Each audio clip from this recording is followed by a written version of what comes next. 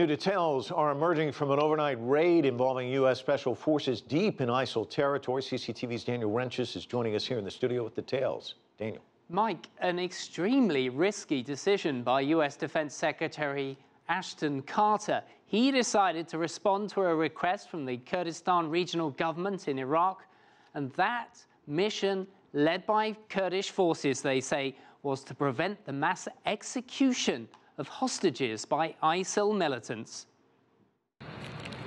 US and Kurdish Peshmerga fighters like these have been working closely to confront ISIL in Iraq and Syria. American forces are authorized to train, advise and assist Iraqi forces, but not to take the lead on the battlefield.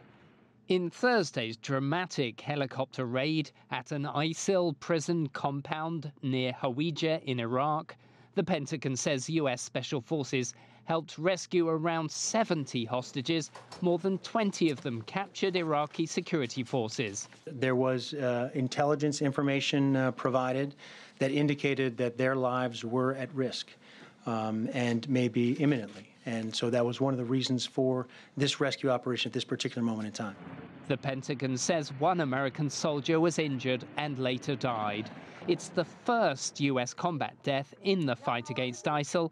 US officials say this is not a case of mission creep toward conventional boots-on-the-ground operations. In that support role, they are allowed to defend themselves and also defend partner forces and to protect against the loss of innocent life. And that's what played out in this particular operation. Now, the US says 5 ISIL terrorists were captured and are now being detained in Iraqi Kurdistan, while several other militants were killed. Officials say they also managed to gather what they're calling important intelligence at the site on this terrorist group.